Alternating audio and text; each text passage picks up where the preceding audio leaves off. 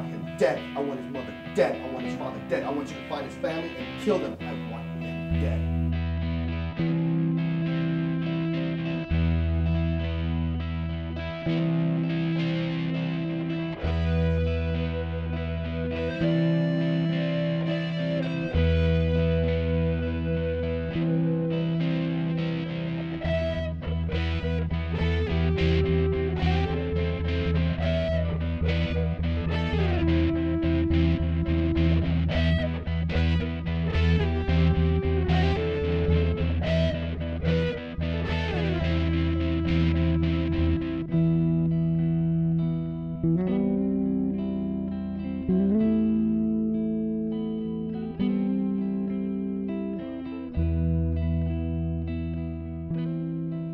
Welcome to One Shot Presents. I'm Brick.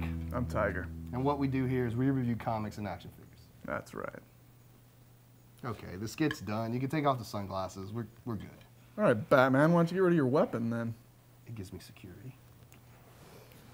All right, well anyways, this week's comic is Incognito by Ed Brubaker and Sean Phillips. That's right. As many of you know, we're big fans of Ed Brubaker. We've read just about everything that he's ever done, and big fans of Criminal. Yeah, and you know, this is kind of a different take on the criminal aspect. It's a superhero slant on the noir thriller. Brubaker's writing does seem to fall a little flat for me on this one.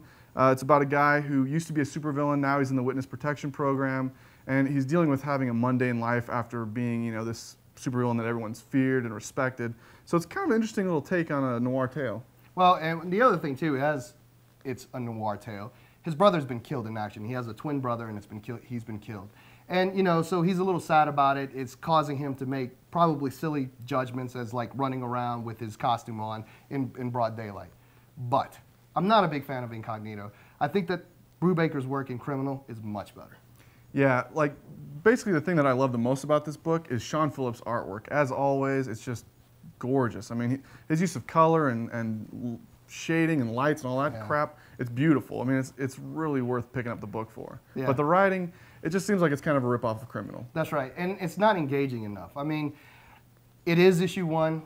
We just started. Maybe it'll pick up on 2 and 3 and so on, but it's no Criminal. And I'm having a tough time, so out of 5, I'm gonna have to give it a 3. Yeah, I'm likewise gonna have to give it a 3.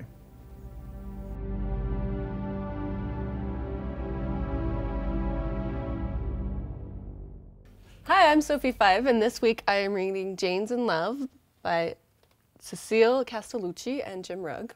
It's a story about a group of girls all named Jane that create art in their community, which is interpreted as vandalism by authority figures. It is a wonderful book. The characters are just very close to my heart, and the conversations that they have resemble conversations I've had in my own life. One of the really interesting things, that the tension that Cecile sets up in this book, is the idea that art as creating in your community without permission to create it, contrasted to terrorism, and the way that we think that, you know, an infiltration of a building or sending things through mail is terrorism, and how a lot of what these artists, these girls in high school are doing are interpreted as a very violent and very destructive thing. And it calls into question about what role does art play in our society, and how do we relate to that art. I had no clue what this book was about when I picked it up, and I did not know that they had killed this Minx line.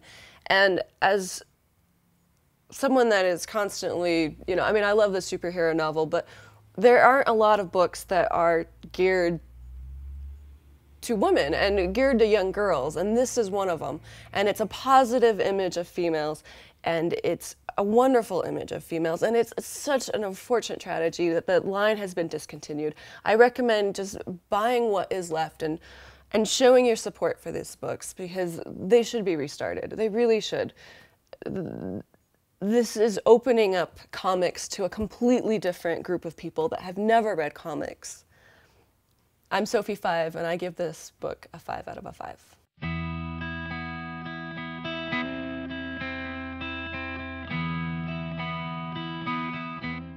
At Comic-Con, we had a chance to talk to Cecil Castellucci, and here's Tiger talking to her.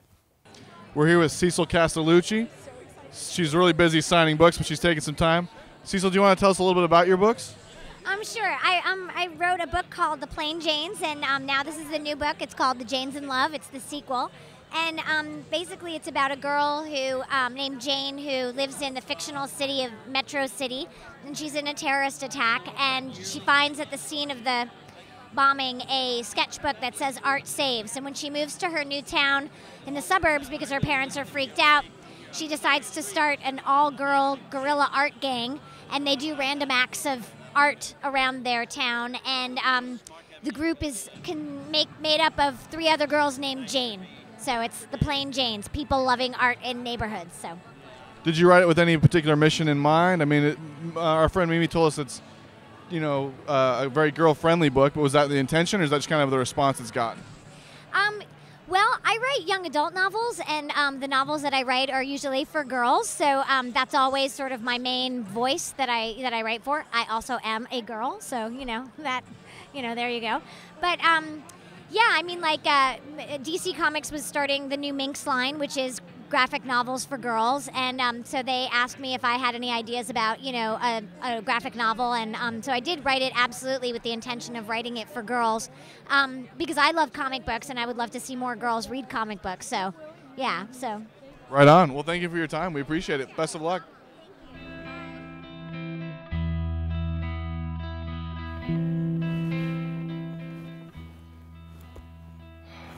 What's happening?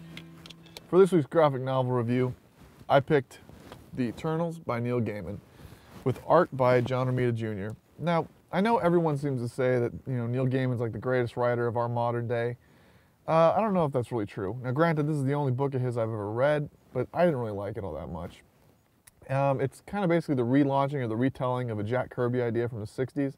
This group of people, the Eternals, they come back to Earth. They have godlike powers. They might be gods. It's the whole chariots of the god type concept, which is really cool. But like I said, the story just doesn't seem to go anywhere. There are 2 things I do love about this book, though. One being John Romita's artwork is just phenomenal. I mean, it's a real good page turn. You keep wanting to look at all the pictures because they're just awesome. The other thing that's kind of cool is that the book takes place in the Marvel Universe, but it kind of just ignores everything going on, Iron Man and some of the other Avengers, they make an appearance in the book, but these Eternals, they just don't care. They don't care about the Superhero Registration Act. They don't care about the, Civil War. They have their own agenda, and that's all they're focused on. And I think that that's kind of cool. But overall, it's a story that seems to kind of go nowhere. I don't know. I didn't like it very much, so I'm going to go ahead and give it a 2 out of 5.